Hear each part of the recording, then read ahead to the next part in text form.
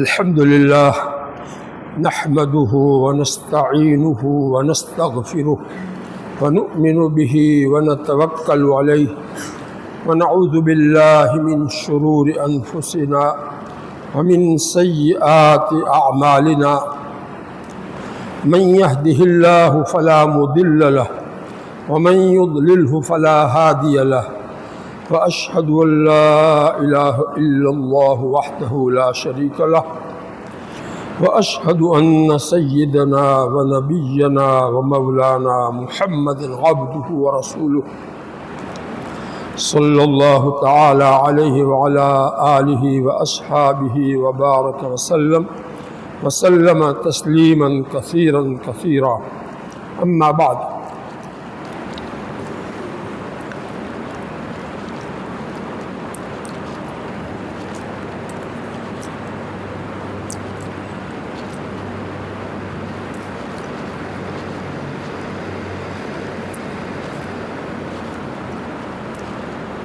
أعوذ بالله من الشيطان الرجيم. بسم الله الرحمن الرحيم. هو الله الذي لا إله إلا هو عالم الغيب والشهادة هو الرحمن الرحيم. هو الله الذي لا إله إلا هو الملك القدوس السلام المؤمن المهيمن العزيز الجبار المتكبر سبحان الله عما يشركون. هو الله الخالق البارئ المصور له الأسماء الحسنى يسبح له ما في السماوات والأرض وهو العزيز الحكيم. اس کتاب کا نام ہے قرآن آپ سے کیا کہتا ہے. حضرت مولانا منظور احمد صاحب نعمانی رحمۃ اللہ علیہ کی یہ کتاب لکھی ہوئی کتاب ہے. قرآن کی تعلیم کا خلاصہ اس کتاب میں انہوں نے پیش کیا ہے. اللہ تعالیٰ نے اپنا تعارف قرآن میں کس طرح سے کروایا ہے اس کو میں نے یہ جو آیتیں پڑھی ہے سورہ حشر کی آخری آیت ہے اس کا ترجمہ پہلے سن لیجیے. وہ اللہ جس کی شان یہ ہے کہ صرف وہی معبود حق ہے،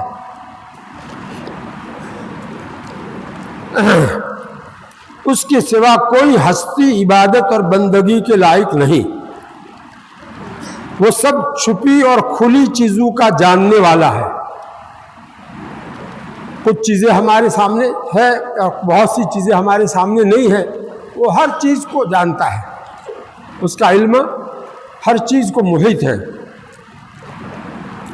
وہ بڑا مہربان نہایت رحم والا ہے. دیکھو، یہ اللہ تعالیٰ نے اپنا تعارف کرایا ہے ان الفاظ کے ذریعے سے کہ اللہ تعالیٰ کیسے ہے، اللہ تعالیٰ کے اندر کیسے کمالات ہیں، اللہ تعالیٰ کے اندر کیسے خوبیاں ہیں. اس کو ہم سرسری طور پر نہ سنیں، پوری توجہ سے سنیں. سب سے زیادہ اہم چیز اپنے پیدا کرنے والے کو پہچاننا ہے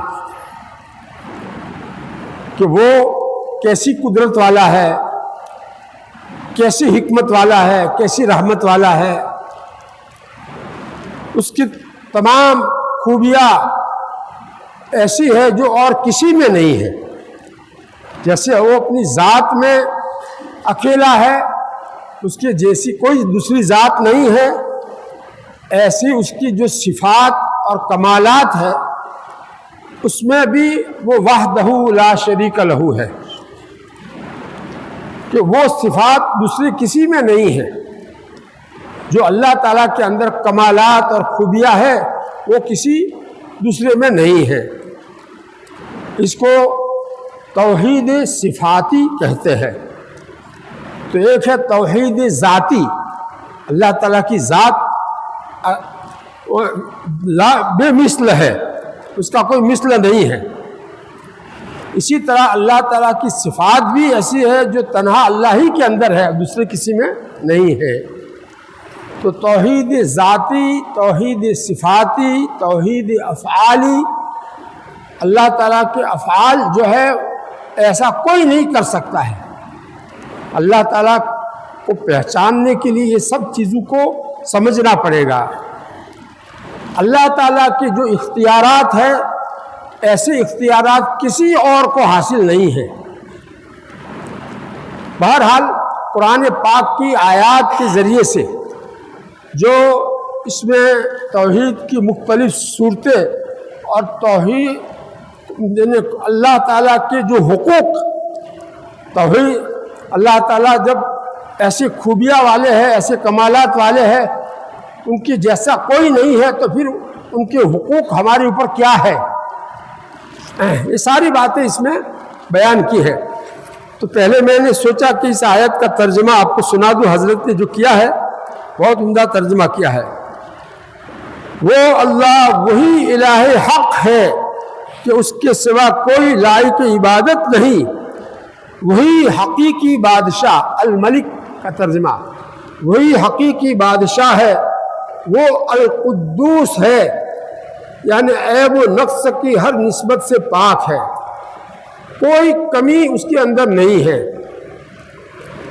السلام ہے، یعنی سلامتی اس کی ایسی صفت ہے کہ اس کے لیے کوئی خطرہ اور اس کو کبھی زوال نہیں۔ اللہ تعالیٰ کی جو صفت السلام ہے، سلامتی والا، اس کو کوئی خطرہ نہیں۔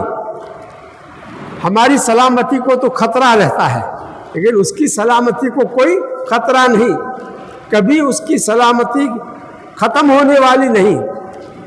السلام کا یہ مفہوم ہے۔ المؤمن، اس میں ایک صفت اللہ تعالیٰ نے اپنی کیا بیان فرمائی؟ المؤمن، جو بندوں کو امن دینے والا ہے، خوف سے امن دینے والا۔ بعض مرتبہ ڈر جاتے ہیں تو ڈر نکالنا دلوں میں سے کس کا کام ہے؟ اللہ تعالیٰ کا۔ المہیمن، جو ان اپنے بندوں کا رکھوالا اور نگہبان ہے، اپنے بندوں کی حفاظت کرنے والا، یہ المہیمن کا ترجمہ ہے۔ ہم اپنی حفاظت خود نہیں کر سکتے، نہ آنکھوں کی حفاظت کر سکتے ہیں، نہ کانوں کی، نہ پیروں کی، نہ ہاتھوں کی، نہ دماغ کی، اللہ تعالیٰ ہی حفاظت کرتے ہیں۔ العزیز ہے، یعنی زبردست ہے، سب پر غالب ہے، اس کے سامنے کسی کی نہیں چلتی۔ الجبار ہے، سب پر اس کا دباؤ اور تسلط ہے۔ الجبار اپنی مخلوق کو اپنی منشا کے مطابق مجبور کر دینے والا، تو اس سب مخلوق پر اس کا دباؤ اور تسلط ہے، کوئی اس کی مشیت کے خلاف حرکت نہیں کر سکتا۔ الجبار کا یہ مطلب۔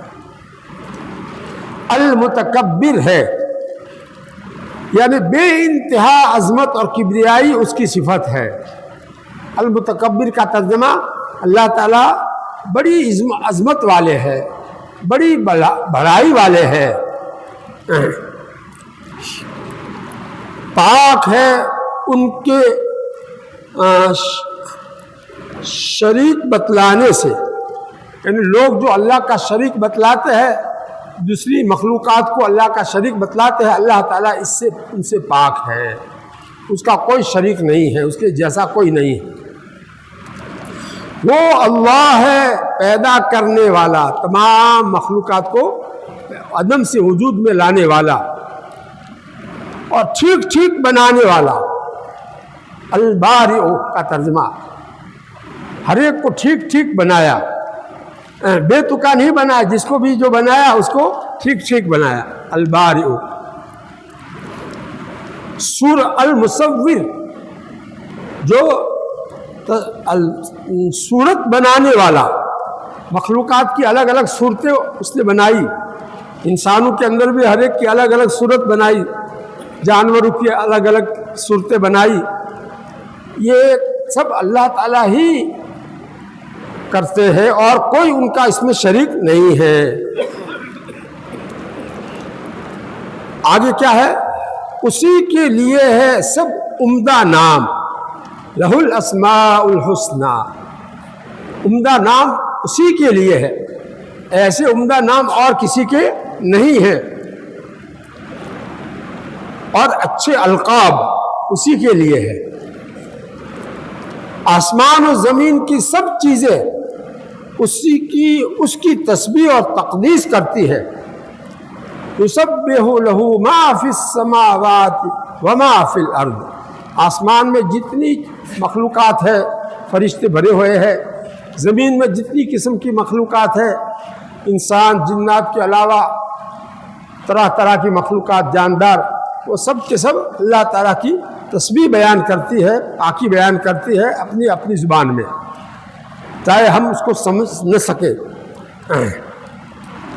اس کی پاکی اور برتری کے گیت گاتی ہے، یہ ساری مخلوقات اس کی، وہ ہر عیب سے پاک ہے، ایسا جو بیان کرتی ہے اپنی اپنی زبان میں، اور وہ نہایت زبردست اور بڑا حکمت والا ہے۔ جو بھی کام وہ کرتا ہے اس میں بڑی حکمتیں ہوتی ہے، دانائی بھری ہوئی ہوتی ہے۔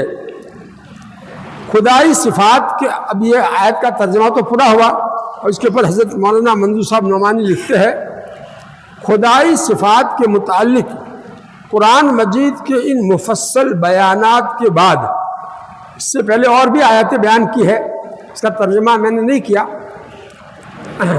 ان مفصل بیانات کے بعد سورہ اخلاص کا نہایت مختصر ایک بیان اور پڑھ لیجئے، جو بڑا سادہ ہونے کے ساتھ بڑی غیر معمولی دلکشی، بڑی غیر معمولی نہیں ہے، بہت بڑی ہے، بڑی غیر معمولی دلکشی اور دل آویزی اپنے اندر رکھتا ہے، دل کو اپنی طرف جو ہے لٹکانے والا رکھتا ہے یہ مضمون۔ قرآن ہم سرسری قرآن کو کا ترجمہ کر لیتے ہیں، اچھی طرح اس کی گہرائی میں اترنے کی ضرورت ہے۔ قل هو اللہ احد، آپ کہو کہ وہ اللہ ایک ہے، یکتا اور یگانہ ہے، اس کی جیسا کوئی نہیں ہے۔ اللہ الصمد، اللہ ہی ایسی ہستی ہے کہ ساری مخلوقات اس کی محتاج ہے اور وہ کسی کا بھی محتاج نہیں ہے۔ یہ پورا ترجمہ ہوا اللہ الصمد کا۔ اللہ ہی صمد ہے، اور صمد کے معنی کہ جو کسی کا محتاج نہ ہو اور ساری دوسرے سب کے سب اس کے محتاج ہو۔ اس کا ترجمہ جو کرتے ہیں اللہ بے نیاز ہے، یہ ناقص ترجمہ ہے، اس میں پورا مفہوم ادا نہیں ہوتا ہے، ایک آدھا مفہوم ادا ہوتا ہے۔ اللہ بے نیاز ہے، اس کا مفہوم بتایا، اس کو کسی کی ضرورت نہیں اور سب اس کے محتاج ہے۔ آگے لم یلد، نہ اس سے کوئی پیدا ہوا، ولم یولد، اور نہ وہ کسی سے پیدا ہوا ہے۔ اللہ تعالیٰ کی یہ شان ہے کہ اس کی کوئی اولاد نہیں اور اس کے نہ کوئی ماں باپ ہے، وہ اپنی ذات سے ایسا ہے کہ اس کے جیسا کوئی ہے ہی نہیں، اور نہ کوئی ہستی اس کے برابر کی ہے۔ وَلَمْ يَكُنْ لَهُ كُفُوًا أَحَدٌ، اس کے جیسی اور اس کے جیسا کوئی ہے ہی نہیں۔ لَيْسَ كَمِثْلِهِ شَيْءٌ، اللہ تعالیٰ کے جیسا کوئی بھی نہیں۔ اللہ تعالیٰ کو پہچاننا اور اس کی توحید کو اچھی طرح دل میں جمانا، یہ ایمان کی سب سے بڑی بنیاد ہے، ایمان کے اندر سب سے بڑی بنیادی بات ہے۔ آج اسی موضوع پر کچھ سنانا چاہتا ہوں، غور سے سنیے۔ جو شخص خدا کو مانتا ہے اور اپنے کو اس کا مخلوق، اس کا بنایا ہوا اور مملوک اور بندہ یقین کرتا ہے، اس کے دل میں اس چیز کی طلب اور پیاس کا ہونا بالکل قدرتی بات ہے کہ مجھے اپنے اس خالق اور رب کی معرفت حاصل ہو جاوے۔ مجھے جس نے بنایا ہے میں اس کو پہچانوں، اس کے دل میں یہ قدرتی طور پر طلب ہونی چاہیے، اور اس کے بارے میں کچھ بھی جان سکتا ہوں، جو کچھ بھی جان سکتا ہوں وہ کسی طرح جانوں۔ ہر ایک کے دل میں ایسا جذبہ ہونا ہی چاہیے فطری طور پر۔ اور بلا شبہ اس دنیا میں اللہ تعالیٰ کی صفات کے متعلق سب سے زیادہ صحیح بات اور مکمل بات اور واضح اور اطمینان بخش بیان صرف قرآن مجید کا ہے، کیونکہ وہ اللہ تعالیٰ نے اتارا ہے، اللہ تعالیٰ کا کلام ہے۔ تو اس میں جو اللہ تعالیٰ اپنے خوبیوں کو بیان کریں گے، اپنے کمالات کو دوسرا کون بیان کر سکتا ہے؟ تک مکمل طور پر اور صحیح طور پر کون دوسرا بیان کر سکتا ہے؟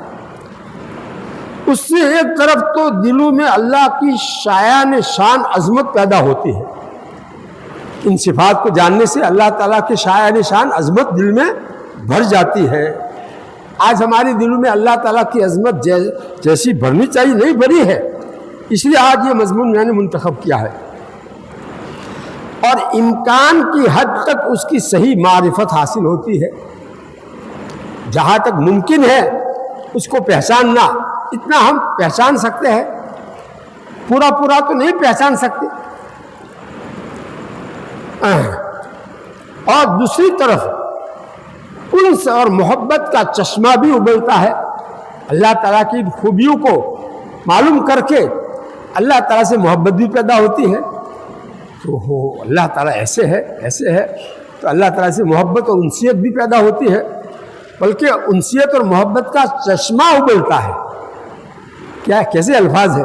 چشمہ ابلتا ہے، اور پھر اس کا نتیجہ یہ ہوتا ہے کہ بندہ اس اللہ کی رضا جوئی یعنی رضا کو حاصل کرنے میں اپنی زندگی کو کھپا دیتا ہے، اپنی زندگی کا نصب العین بنا لیتا ہے۔ بس میں اس کو راضی کروں گا، ان کا حکم پورا کر کے ان کو راضی کروں گا، یہ جذبہ پیدا ہوتا ہے۔ اللہ تعالیٰ کو اچھی طرح پہچاننے کا اثر یہ ہوتا ہے، اور یہی انسان کی کامیابی کی اعلیٰ اور آخری منزل ہے۔ انسان کی کامیابی کی سب سے اونچی منزل اور آخری منزل کیا ہے؟ کہ اللہ تعالیٰ اس سے راضی ہو جائے۔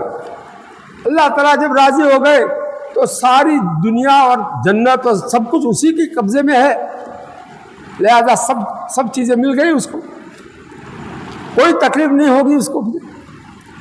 اب یہ آگے عنوان جو آ رہا ہے توحید عنوان ہے، اس کے ذیل میں جو باتیں حضرت نے لکھی، حضرت کے الفاظ میں اس لیے سنانا چاہتا ہوں، کیا ضرورت ہوگی تو زبانی اس کو آسان کر کے بتاؤں گا، لیکن آپ تو ماشاءاللہ سب پڑھے لکھے ہیں، پڑھنے والے، دماغ کو کتابوں میں لگانے والے سمجھدار لوگ ہیں، علماء ہے اور طلبہ ہے، تو آپ لوگ اگر غور کریں گے تو اسی عبارت سے پورا فائدہ آپ کو حاصل ہوگا، اور بہت زیادہ لذت آئے گی اس عبارت میں میرے الفاظ کے مقابلے میں۔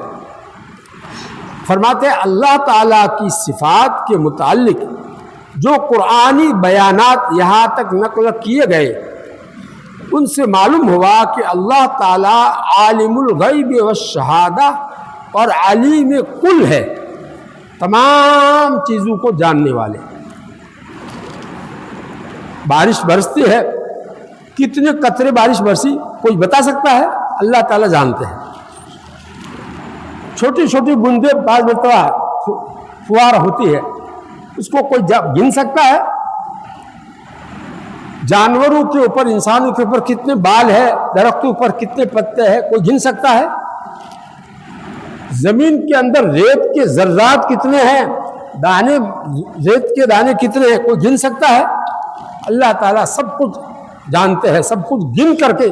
وہ احصا کل شیء عددا، اللہ تعالیٰ نے ہر چیز کو گن کر کے جو ہے گھیر رکھا ہے، گنتی کر کے گھیر رکھا ہے کہ یہ چیز کتنی ہے.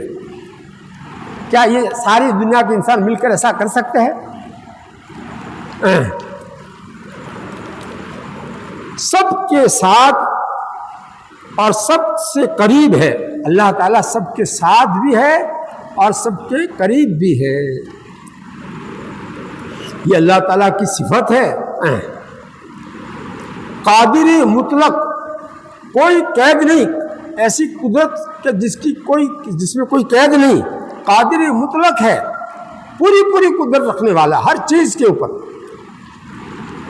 ابھی راستے میں سنا کہ اللہ تعالیٰ نے بعض جگہ بعض بادلوں کو پھاڑ دیا تو ایک ساتھ پانی اتنا گرا کہ وہاں بہت بھاری نقصان ہو گیا.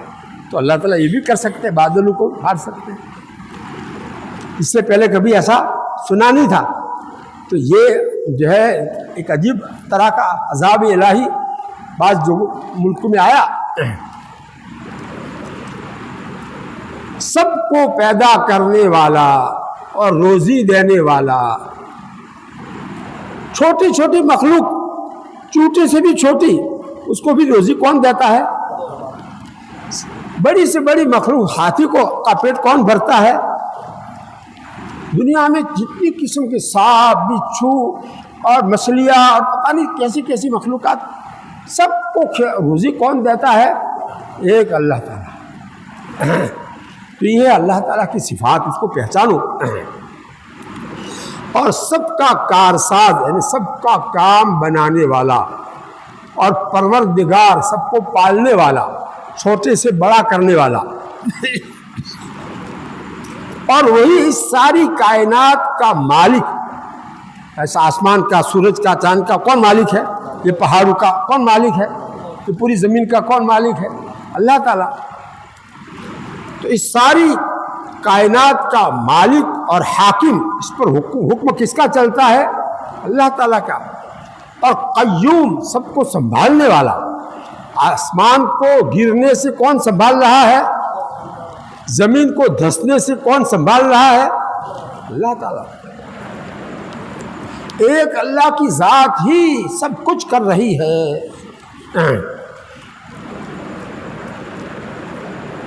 اور یہاں جو کچھ ہوتا ہے اسی کے حکم سے ہوتا ہے، اسی اس پہ حسر ہے، اسی کے حکم سے ہوتا ہے. اس کے علاوہ کوئی ہستی نہیں جو بلا اس کے حکم کے یہاں کچھ کر سکے. اس کے حکم کے بغیر کچھ کر سکے ایسی کوئی ہستی نہیں. ہر قسم کی عظمت اور بڑائی اسی کے لیے ہے، اور وہ بڑی رحمت والا، نہایت مہربان ہے. اس کی صفات کیسی کیسی بتلا رہے ہیں، خلاصہ بتلا رہے ہیں. پہلے جو قرآن کے ذریعے سے ثابت کی وہ ساری باتوں کا خلاصہ بتلا رہے ہیں. اور ساتھ ہی وہ بڑا بے نیاز بھی ہے، غنی عن العالمین ہے. کسی کی اس کو ضرورت نہیں ہے، کسی کی عبادت کی، فرشتوں کی عبادت کی، کسی کی اس کو ضرورت نہیں ہے. وہ اپنی ذات سے بڑا ہے.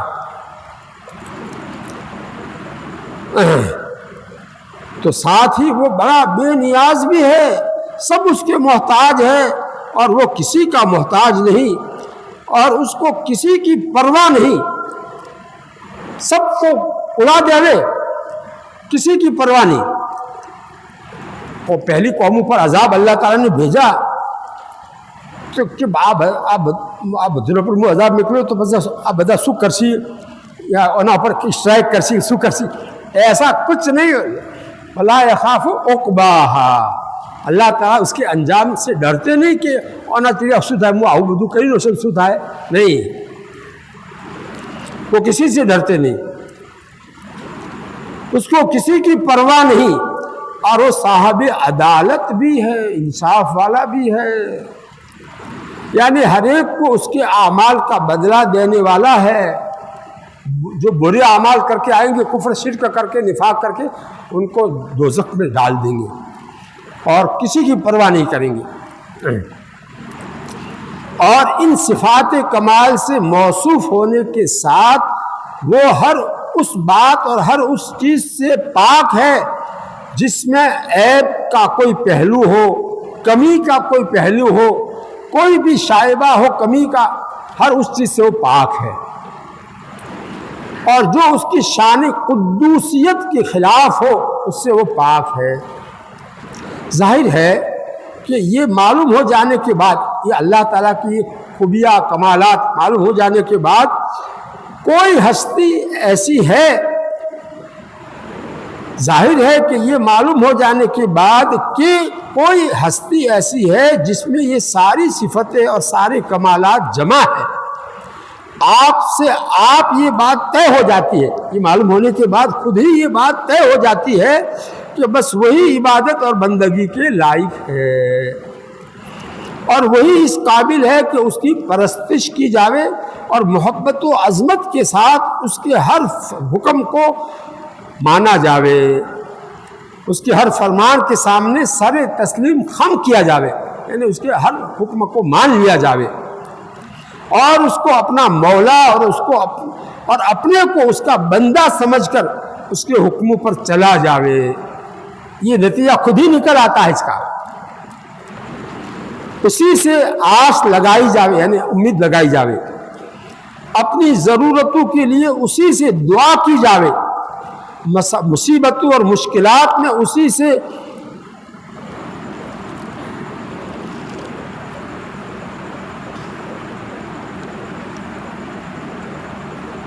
مدد مانگی جاوے، مصائب اور مشکلات میں اسی سے مدد مانگی جاوے، اسی سے امید باندھی جاوے اور اسی پر بھروسہ کیا جاوے، اسی کی رضا جوئی میں اس کو خوش کرنے میں جیا جاوے اور مرا جاوے، مرنے کا موقع آوے تو اپنی جان بھی دے جاوے اس کو خوش کرنے کے لیے، اور جب تک جینا ہے تو اس کے حکم کے پورا کرنے میں آدمی اپنے آپ کو اپنی زندگی گزارے۔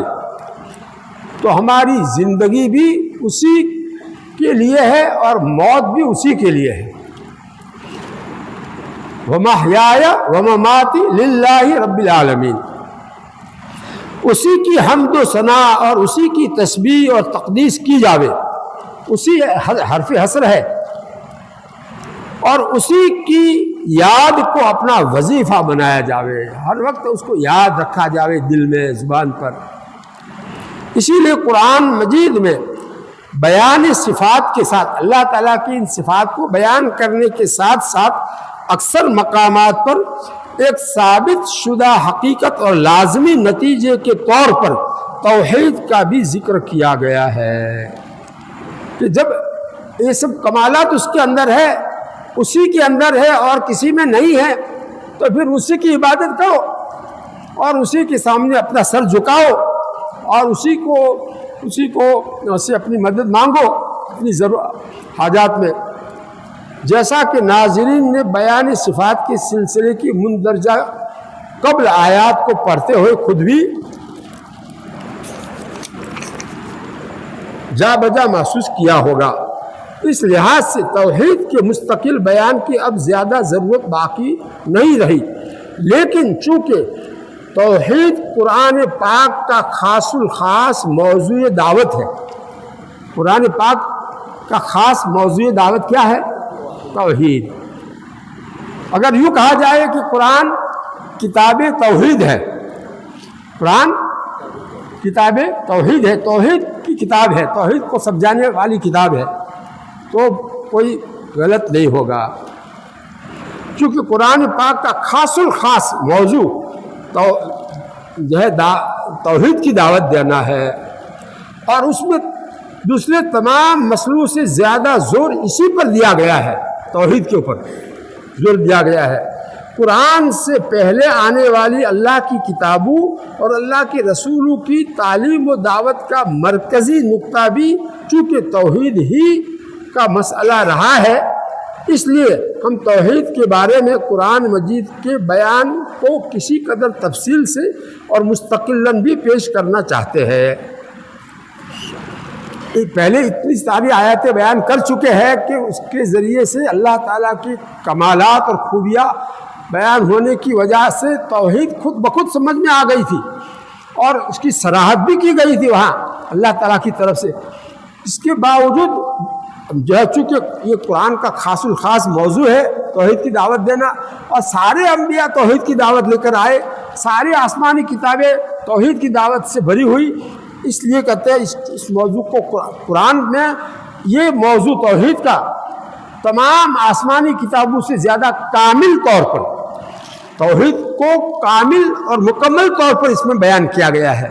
توحید کے ایسے پہلو بیان کیے ہیں جو جس کی اس امت کو ضرورت تھی، اور پہلے اس کو نہ بیان کرنے کی وجہ سے دوسری امتیں گمراہ ہوئی تھی۔ قرآن مجید میں توحید کی تعلیم اتنی وضاحت اور ایسی تفصیل سے دی گئی ہے کہ مسئلے کا یعنی توحید کے مسئلے کا کوئی گوشہ کوئی کوہنا ایسا نہیں رہا ہے جو پوری طرح روشنی میں نہ آ گیا ہو، اور ہونا بھی یہی چاہیے تھا، کیونکہ پہلی امتوں اور قوموں نے توحید ہی کے بارے میں ہمیشہ سخت ٹھوکریں کھائی ہے، ہمیشہ سخت ٹھوکریں کھائی ہے، شرک میں مبتلا ہو گئی ہے۔ بلکہ یہ کہنا بالکل صحیح ہوگا کہ جتنی غلطیوں اور گمراہیوں میں پہلی قومیں توحید کے بارے میں مبتلا ہوئی، اتنی کسی دوسرے مسئلے میں گمراہ نہیں ہوئی۔ توحید کو چھوڑ کر کے شرک میں جو مبتلا ہوئی پہلی قومیں، ایسی گمراہی دوسری اور کسی مسئلے میں نہیں ہوئی۔ حالانکہ اللہ تعالیٰ کے تمام پیغمبروں اور مذاہب کے سب سچے داعیوں نے اپنی اپنی قوموں کو ہمیشہ توحید ہی کی تعلیم دی تھی، بلکہ قرآن مجید کا تو بیان ہے کہ دنیا میں کوئی قوم ایسی نہیں جس کو اللہ کے پیغمبروں نے توحید کا پیغام نہ پہنچایا ہو۔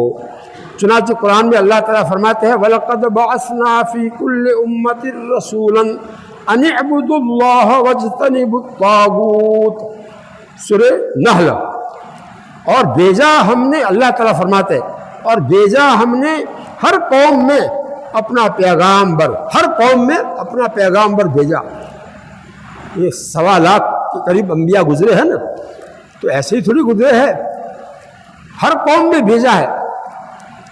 قرآن پاک میں صرف 25 پیغمبروں کے احوال بیان کیے ہیں، باقی کے احوال بیان نہیں کیے ہیں۔ اور بھیجا ہم نے ہر قوم میں اپنا پیغام پر اس دعوت اور پیغام کے ساتھ کہ صرف اللہ کی بندگی کرو جو سچا معبود ہے، اور ہر جھوٹے خدا سے بچو۔ طاغوت کا ترجمہ کیا کیا؟ ہر جھوٹے خدا سے بچو، واجتنبوا الطاغوت۔ اب یہ پتھر کی مورتیاں یہ جھوٹے معبود ہیں۔ آگے ایک دوسرے موقع پر فرمایا وَمَا أَرْسَلْنَا مِن قَبْلِكَ مِن رَّسُولٍ إِلَّا نُوحِي إِلَيْهِ أَنَّهُ لَا إِلَٰهَ إِلَّا أَنَا فَاعْبُدُونِ، اور جو پیغمبر بھی ہم نے تم سے پہلے بھیجے تو ان پیغمبروں کی طرف یہی وحی کی تھی اور ان کو یہی پیغام دیا تھا کہ میرے سوا کوئی عبادت اور بندگی کے لائق نہیں، لہذا صرف میری ہی عبادت اور بندگی کرو۔ ہر پیغمبر کو اللہ تعالیٰ نے یہی وحی بھیج کر کے حکم دیا تھا۔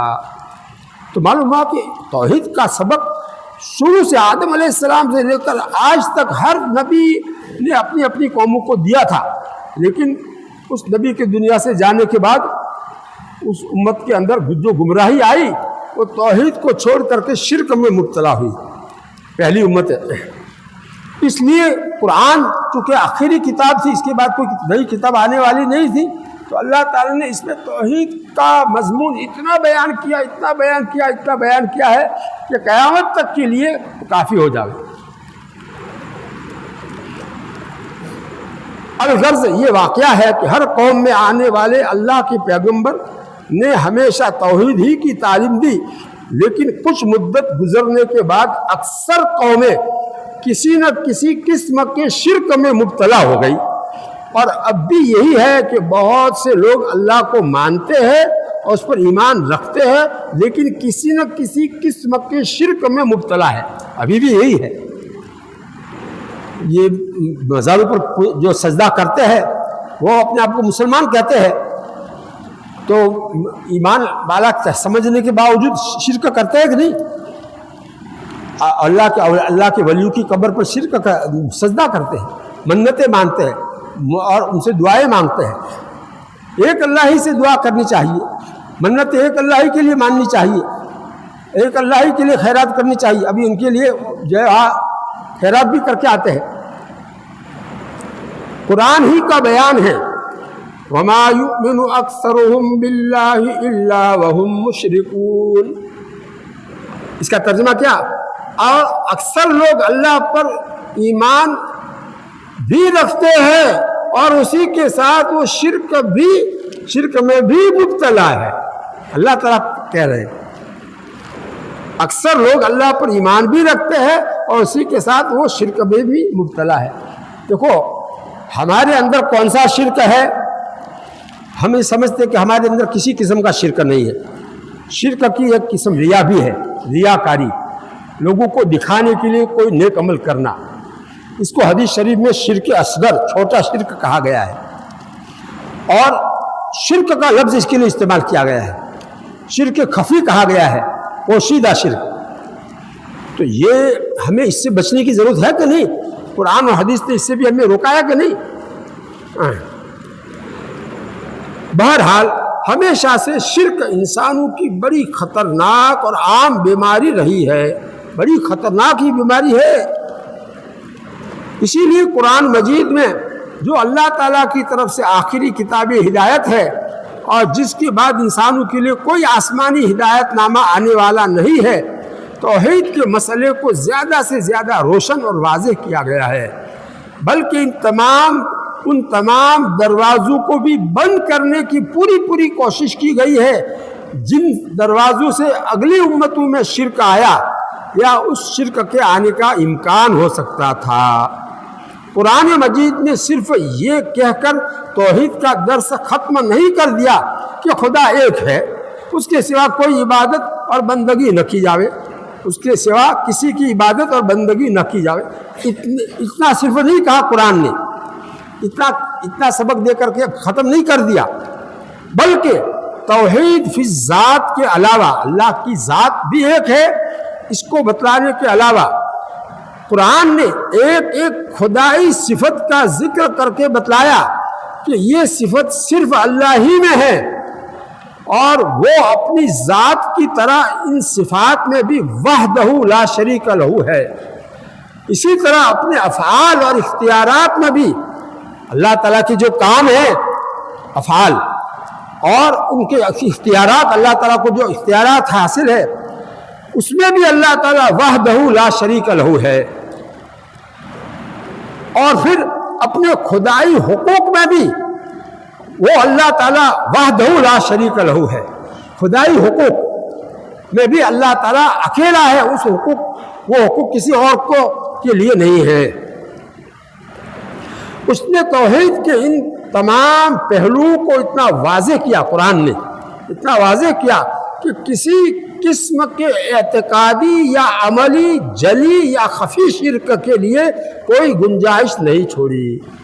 خفی شرک ریاکاری، اس کی بھی گنجائش نہیں چھوڑی۔ ہم قرآن مجید کی دعوت توحید کے سلسلے کی چند آیات کو یہاں چند عنوانوں کے تحت ایک خاص ترتیب سے مرتب کر کے پیش کرتے ہیں۔ پہلا عنوان ہے توحید ذاتی اور توحید الوہیت۔ توحید الوہیت، الوہیت یعنی الہ ہونا، معبود ہونا، اس میں ایک ذات اکیلی معبود ہونے کے لائق ہے، یہ ہے توحید الوہیت۔ اللہ تعالیٰ کے علاوہ دوسرا کوئی الہ بننے کے لائق نہیں ہے۔ الوہیت کا مقام، الوہیت کا درجہ سب سے اونچا، الوہیت کا درجہ اللہ تعالیٰ کے کمالات میں سب سے اونچا کمال الوہیت کا، تو یہ صرف اللہ کے ساتھ خاص ہے، وہی الوہیت کے لائق ہے۔ اس کی ذات کی جیسی کوئی دوسری ذات نہیں ہے، یہ ہے توحید ذاتی۔ توحید کا ایک سادہ سا اجمالی اور جامع عنوان یہ ہے کہ الہ یعنی معبود بس ایک ہے، صرف وہی عبادت اور بندگی کے لائق ہے. یہ تو سادہ اس کا مفہوم ہے. قرآن مجید میں موقع بموقع اس کو 20 جگہ دہرایا گیا ہے. اس بات کو 20 جگہ اللہ تعالیٰ نے دہرایا ہے. چند آیتیں یہ ہے اس میں سے. وَإِلَٰهُكُمْ إِلَٰهٌ وَاحِدٌ لَا إِلَٰهَ إِلَّا هُوَ الرحمن الرحیم. کیسی تاکید کے ساتھ میں اس مضمون کو اللہ تعالیٰ بیان کرتے. غور تو کرو. اور تمہارا معبود بس ایک معبود ہے. وَإِلَٰهُكُمْ إِلَٰهٌ وَاحِدٌ. دو بھی نہیں، زیادہ کی بات تو بہت دور کی. ایک معبود ہے. تمہارا معبود ایک، بس ایک معبود ہے، اس کے سوا کوئی عبادت اور بندگی کے لائق نہیں. وہ بڑی رحمت والا نہایت مہربان ہے. ایک موقع پر فرمایا وَمَا مِنْ إِلَٰهٍ إِلَّا اللَّهُ. اور کوئی معبود نہیں ہے اللہ کے سوا. کیسے الگ عنوان سے. وَإِنَّ اللَّهَ لَهُوَ الْعَزِيزُ الْحَكِيمُ. اور اللہ تعالیٰ ہی ہر چیز پر قابو رکھنے والا، عزیز اور حکمت والا ہے، بڑی حکمت والا ہے. اور ایک موقع پر فرمایا ان الہکم لواحد. یہ بات پکی ہے کہ تمہارا معبود البتہ ایک ہے. رب السماوات والارض وما بینہما. وہ آسمان، زمین اور ان کے درمیان کی ساری مخلوق کا رب ہے، پالنے والا ہے، سب کو کا مالک ہے. کوئی کہہ سکتا ہے کہ میں آسمان کا مالک ہوں؟ اللہ تعالیٰ ہی نے بنایا ہے، وہی مالک ہے. زمین کو اللہ تعالیٰ ہی نے بنایا، اللہ تعالیٰ ہی اس کے مالک ہے. اس میں جیسا چاہتے ہیں تصرف کرتے ہیں. جب اللہ تعالیٰ نے زمین کو 2 دن میں بنا دیا اور زمین کے اندر کی جو مخلوق کی غذائیں اور اسی طرح جو ہے پہاڑ وغیرہ جو چیزیں اس کے ٹھہرنے کے لیے بنا دیے، تو کل یہ 4 دن میں کام ہو گیا. اس کے بعد پھر آسمان کی طرف اللہ تعالیٰ نے توجہ کی اس کو بنانے کے لیے. ثم استوى الى السماء وهي دخان. اس وقت یہ آسمان کیا تھا؟ دھوئے کی شکل میں تھا. ابھی آسمان بنا نہیں تھا. اس وقت اللہ تعالیٰ نے حکم فرمایا کس سے؟ اس دھوئے سے جو آسمان بننے والا ہے. اور زمین سے بھی فرمایا. کیا ہے؟ ہاں، اس سے پہلے کیا ہے؟ ثم استوى الى السماء وهي دخان فقال لها وللارض ائتيا. پھر فرمایا اللہ تعالیٰ نے ہونے والے آسمان کو اور زمین کو کیا فرمایا؟ ائتيا طوعا او کرہا. تم دونوں میرا حکم پورا کرنے کے لیے تیار ہو جاؤ، خوشی سے یا زبردستی میں تم کو تیار کروں گا اس کے لیے. تو وہ دونوں بولے، آسمان و زمین دونوں بولے. قالتا، وہ دونوں کیا بولے؟ ائتیا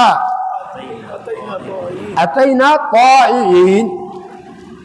دونوں کیا بولے کہ ہم خوشی سے آپ کا حکم پورا کرنے کے لیے حاضر ہے. اتینا طائعین.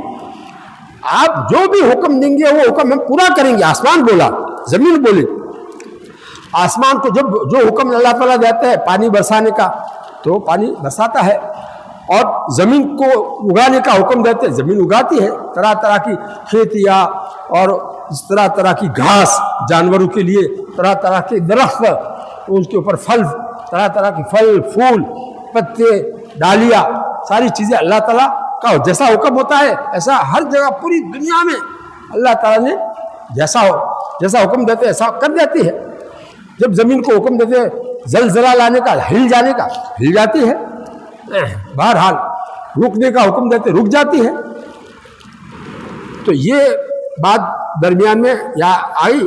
اللہ تعالیٰ کی شان کیسی ہے ان مخلوقات کے سامنے، یہ ذرا واضح کرنے کے لیے میں نے یہ آیتیں ابھی پڑھی. اب آگے سنو. یہ رب السماوات والارض وما بینہما، جو اللہ آسمان اور زمین اور کے درمیان کی ساری مخلوق کا پروردگار ہے، پالنے والا ہے. پہلے دعا تھا، دعا آسمان، اس کو اللہ تعالیٰ نے 7 آسمان بنا دیے. فقضاہن 7 سماوات. پھر اللہ تعالیٰ نے ان کو 7 آسمان بنا دیے. ایک جگہ فرماتے ہیں قل، اے نبی آپ کہو لوگوں کو، انما هو الہ واحد، اس کے سوا دوسری کوئی بات نہیں کہ وہ تو ایک ہی معبود ہے، واننی بریء مما تشرکون، اور تم جن کو اللہ کا شریک بناتے ہو میں ان سے بے تعلق ہوں، میرا ان سے کوئی تعلق نہیں ہے۔ ایسا اعلان کر دیجیے آپ، اللہ تعالیٰ اپنے نبی کو حکم دیتے ہیں، اے پیغمبر آپ ان لوگوں سے کہہ دیجیے اور اعلان کر دیجیے کہ معبود برحق بس ایک ہی معبود ہے اور میں تمہارے شرک سے بیزار ہوں۔ اسی طرح ایک اور موقع پر فرمایا فَإِلَٰهُكُمْ إِلَٰهٌ وَاحِدٌ فَلَهُ أَسْلِمُوا، بس تمہارا معبود ایک ہی معبود ہے، لہذا اسی کی فرما برداری کرو اور اپنے کو اسی کے سامنے جھکا دو، اور اپنے کو اسی کے سامنے جھکا دو۔ فَلَهُ أَسْلِمُوا، دیکھو الحمدللہ ہم توحید کے اوپر جو ہے توحید کے قائل ہے، توحید کو ہم دل میں جمائے ہوئے ہیں، لیکن تھوڑی سی جو کسر ہے اس کے لیے میں نے یہ سب مضمون شروع کیا ہے کہ ہم اخلاص پیدا کریں، تب جا کر توحید کامل ہوگی، اور ریاکاری کے ساتھ توحید کامل نہیں ہوگی، یہ مجھے سمجھانا ہے۔ آخر اب آگے کا عنوان سنو، توحید صفات و افعال، توحید صفات و افعال پر جو ہے قرآن کی آیتیں پیش کرتے ہیں۔ توحید الوہیت کے اس سادہ اجمالی بیان کے علاوہ قرآن مجید صفات اور افعال میں اللہ تعالیٰ کی وحدانیت کو بھی جا بجا تفصیل سے بیان کرتا ہے۔ وہ بتلاتا ہے کہ سب کا پیدا کرنے والا، یہ اللہ تعالیٰ کی صفت ہے نا، پیدا کرنا، خالق ہونا اللہ تعالیٰ کی صفت ہے، خلق، سب کی پرورش کرنے والا ہے رب، اللہ تعالیٰ کی صفت ہے، تو سب کو چھوٹے سے بڑا جو کرتا ہے، سانپ کو، انسان کو، جانوروں کو بچے ہوتے ہیں پھر ان کو بڑا کر دیتا ہے، کون کرتا ہے؟ اللہ تعالیٰ۔ پرورش کا مطلب یہ ہے سب کو روزی دینے والا، زندگی دینے والا، مارنے والا بس اللہ ہی ہے، یہ صفات اللہ تعالیٰ ہی کے ہے۔ محیی زندہ کرنے والا، ممیت موت دینے والا، رزاق روزی پہنچانے والا، یہ صفات ہے اللہ تعالیٰ کی، اس میں اللہ تعالیٰ کا کوئی شریک نہیں ہے۔ کوئی دوسرا ایک دانہ روزی کا نہیں پیدا کر سکتا ہے، گیہوں کا ایک دانہ کوئی پیدا کر سکتا ہے؟ سارے انسان مل کر، پانی کا ایک قطرہ سارے انسان مل کر پیدا کر سکتے ہیں؟ چنانچہ اس مضمون کی متعدد آیات صفات کے بیان میں یہاں پڑھ لیجیے۔ سورہ روم میں اللہ تعالیٰ فرماتے ہیں اللہ الذی خلقکم ثم رزقکم ثم یمیتکم ثم یحییکم هل من شرکائکم من یفعل من ذالکم من شیء سبحانہ وتعالی عما یشرکون۔ اللہ ہی ہے جس نے تم کو پیدا کیا، پھر اسی نے تم کو رزق دیا اور تمہاری زندگی کی ضرورتیں مہیا کی، رزق کا یہ مفہوم ہے، پھر وہی تم کو وقت آنے پر موت دے گا اور اس کے بعد وہی تم کو زندہ کرے گا۔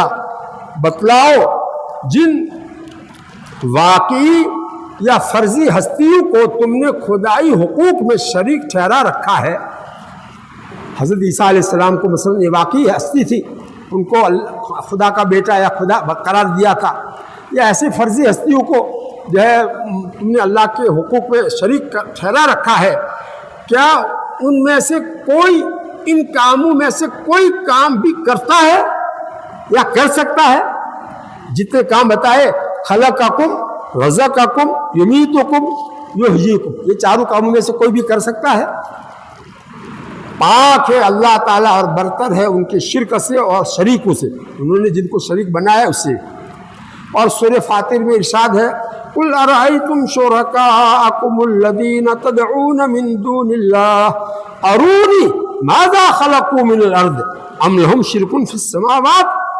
اے پیغمبر آپ ان مشرکوں سے کہیے، بتلاؤ تو اللہ کے سوا جن شریکوں کو تم پکارتے ہو مجھے دکھلاؤ کیا چیز پیدا کی ہے انہوں نے زمین میں سے، زمین کا کون سا ٹکڑا انہوں نے پیدا کیا ہے، یا ان کی کوئی شرکت ہے آسمانوں میں، آسمان کو بنانے میں کئی وہ شریک تھے اللہ تعالیٰ کے ساتھ.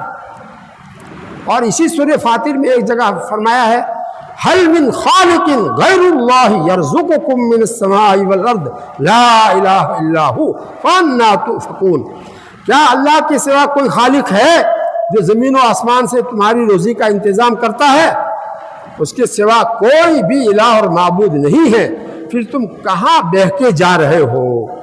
سورہ عنکبوت میں اللہ تعالیٰ فرماتے ہیں ان الذین تعبدون من دون اللہ لا یملکون لکم رزقا فابتغوا عند اللہ الرزق واعبدوہ واشکروا لہ الیہ ترجعون.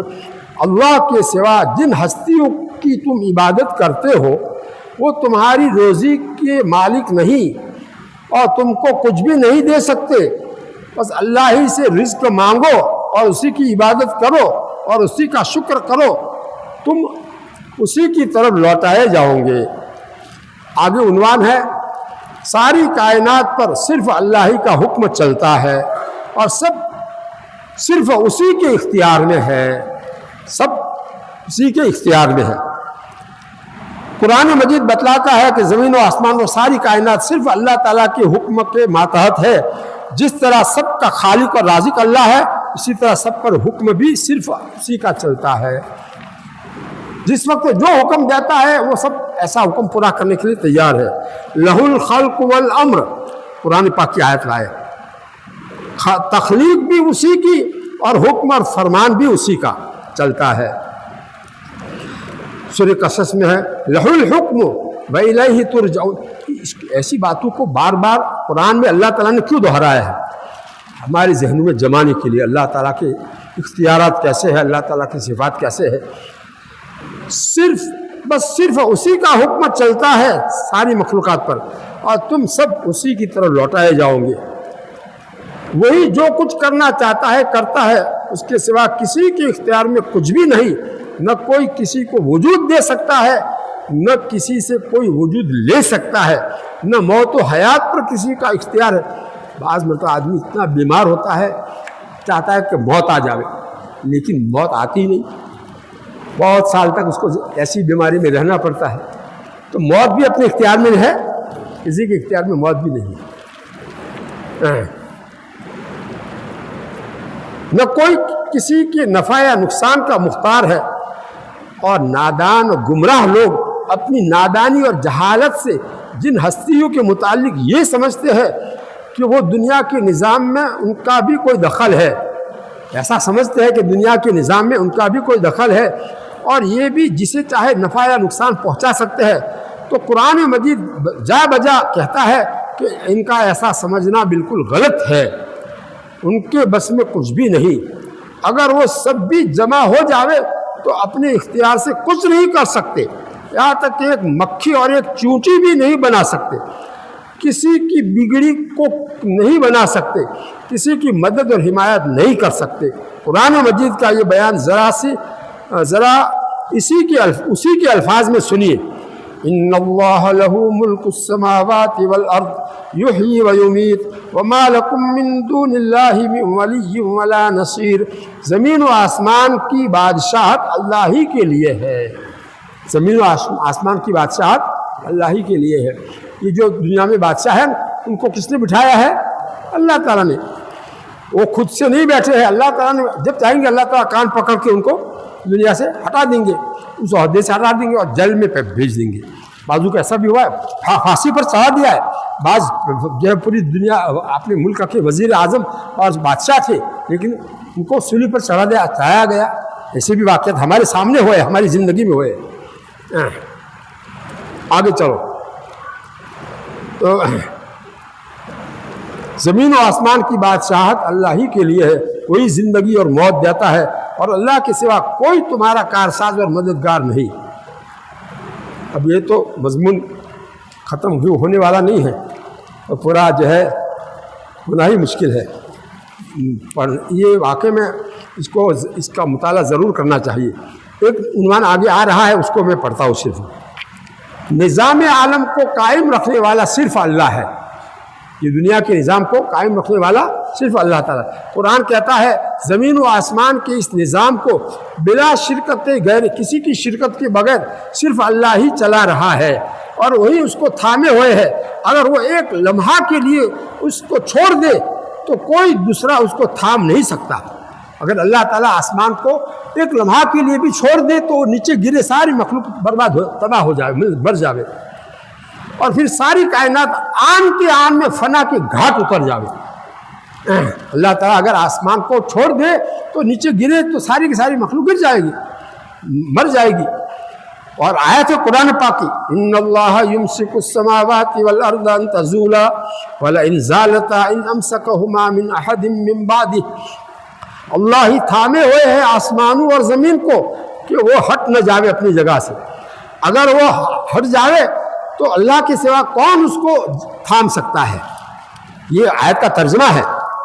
صرف اللہ ہی زندہ جاوید ہے، ہمیشہ سے زندہ، اور کبھی بھی اس کو موت نہیں آئے گی، باقی سب فانی ہے۔ قرآن مجید یہ بھی بتلاتا ہے کہ اصلی اور ذاتی زندگی جس کو کبھی فنا نہیں وہ صرف اللہ کی ہے، اور اس کے سوا جو بھی ہستیاں ہیں ان سب کی زندگیاں فنا کی گھاٹ سے گزرنے والی ہے۔ ارشاد ہے والحی، اللہ تعالیٰ ہی حقیقی زندہ ہے، لا الہ الا ہو، اس کے سوا کوئی عبادت کے لائق نہیں ہے، صرف وہی زندہ جاوید ہے، اس کے سوا کوئی عبادت اور بندگی کے لائق نہیں۔ کل شیء ہالک الا وجہہ، اس کی ذات کے سوا جو کچھ ہے سب فنا ہونے والا ہے۔ آگے عنوان اور ہے، صرف اللہ ہی عالم الغیب اور علیم کل ہے۔ اسی طرح قرآن مجید یہ بھی بتلاتا ہے کہ یہ شان صرف اللہ ہی کی ہے کہ وہ ہر چیز کو جانتا ہے، غیب اور شہود یعنی سامنے والی چیزیں اور جو ہم سے غائب ہے سب یکساں طور پر اس کے سامنے ہے۔ کسی کی کوئی بات اس سے پوشیدہ نہیں ہے۔ یعلم ما بین ایدیہم وما خلفہم ولا یحیطون بشیء من علمہ الا بما شاء۔ اللہ تعالیٰ وہ سب کچھ جانتا ہے جو بندوں کے سامنے حاضر ہے، اور اس سب کو بھی جانتا ہے جو ان بندوں کے پیچھے ہے، غائب سے غائب ہے۔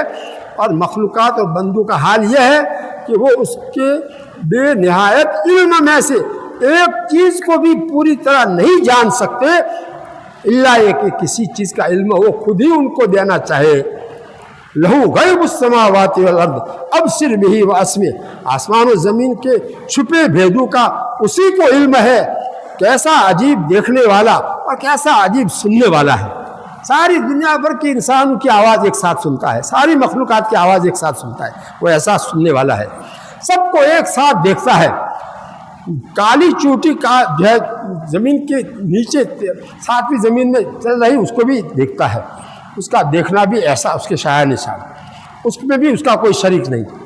سمیع اور بصیر یہ بھی اس کی صفات ہے جس میں اس کا کوئی شریک نہیں ہے۔ خالق اور رازق اس کی ایسی صفات ہے اس میں کوئی شریک نہیں۔